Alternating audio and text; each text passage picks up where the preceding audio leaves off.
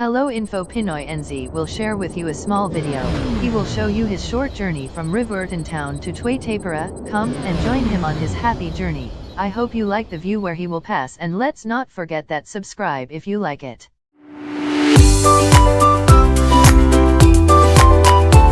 I will share with some story about riverton/Aparima while we're traveling. Riverton/Aparima population 1,640 as of June 2023 by census. This district lies 38 kilometers west of Invercargill, close to the sea on both sides of the estuary of the Aparima River, also known as the Jacobs River. It is the oldest Pakeha settlement in Southland and Otago.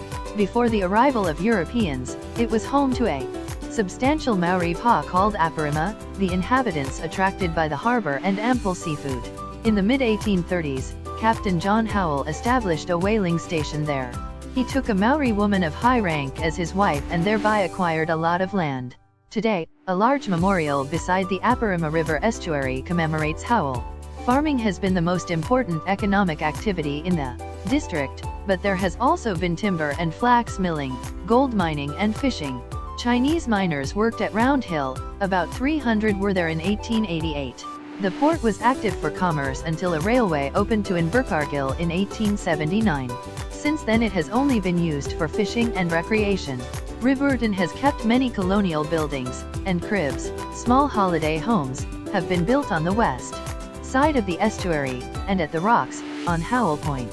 Pleasure craft and fishing boats ply the adjacent seas. Known as Southland's Riviera, it is a mecca for artists and craftspeople. The Riverton Racing Club's two-day Easter Carnival is Southland's best-known race meeting. Te Haikoi, the Riverton Heritage Centre, opened in 2007.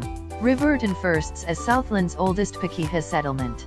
Riverton/Aparima won a number of firsts for Southland Province. The first school was opened in 1837, and within a few years there were three, including one for Maori. The first hospital opened in 1861. Also in 1861, the first recorded horse race was held at a newly built track on the edge of town. Colac Bay/Orica. Colac Bay/Orica is 12 kilometers west of Riverton/Aparima. The area has a long history of Maori settlement. European settlers arrived to mill timber in the 1850s, and the settlement boomed after the railway arrived in 1881. By 1900, the township contained some 2,000 inhabitants, and a post office, hall, school, blacksmiths, various shops, 3 hotels, and even a sail maker. Nearby were the Chinese gold diggings at Round Hill. Today there are sheep, deer, and cattle farms, and it is a popular holiday resort with a tavern, cafeteria, bar, shop, camping ground and many holiday homes. Also sited there is the Takutai Otet Mari of the Orca Aparima Runanga of Gai Tahu. The local surf beach is the most popular in Southland. Orpuki is a farming center 30 kilometers west of Riverton/Aparima, on the eastern side of Te Waiwi Bay. The name is a corruption of Aropaki, bright expanse. The area is said to have been named by a group of Gai Tahu people as they emerged from the dense forest of Paya Bush Hill and saw the bay for the first time. The discovery of coal and shale in 1879 put Orpuki on the map. Shale was extracted in huge amounts by the London-based New Zealand Coal and Oil Company. A mine was built, and extraction and processing works operated between 1899 and the beginning of 1903. The workers who stayed turned their hand to sawmilling, but this ended in the 1950s. Thornbury from 1880. Thornbury was an important junction, at which rail lines from Invercargill to Riverton and to Nightcaps separated.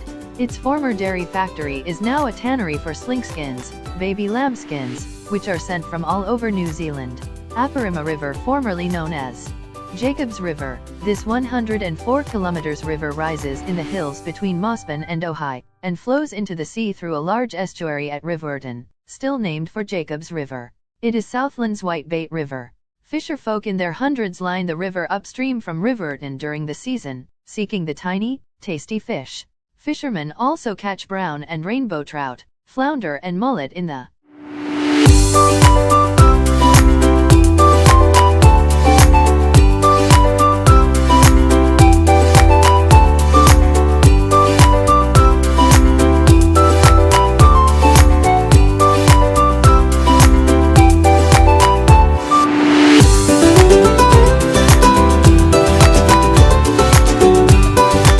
McCracken's Rest is a lookout and rest area perched on the edge of the cliff with commanding views of Tuatapere Bay and the tiny 1,000,000-year-old, little cute place to eat lunch.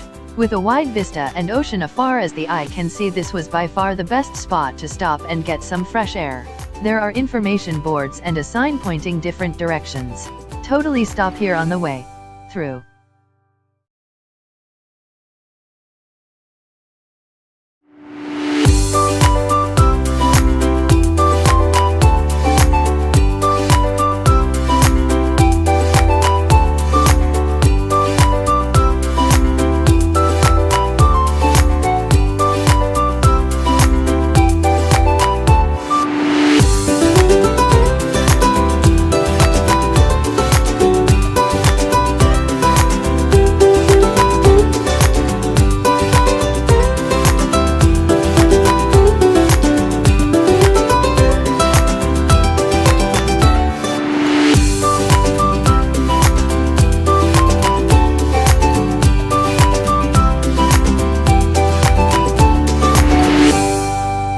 Tuatapere 2023 population, 530. Tuatapere lies 87 kilometers northwest of Invercargill and 9 kilometers inland from Tuatapere Bay. It started as a sawmilling center in the 1880s.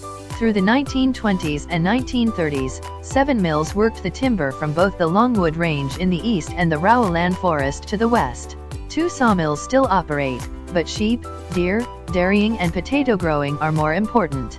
The town is also a southern gateway to Fiordland National Park, and to the recently developed Hump Ridge and Waitangi tracks. It claims to be New Zealand's sausage capital. State Highway 99 ends at Tuatapere.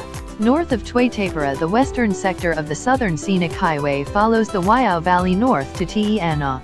The Waiau River drains lakes Teana and Manapōuri, flowing from Manapōuri south to Tuatapere Bay.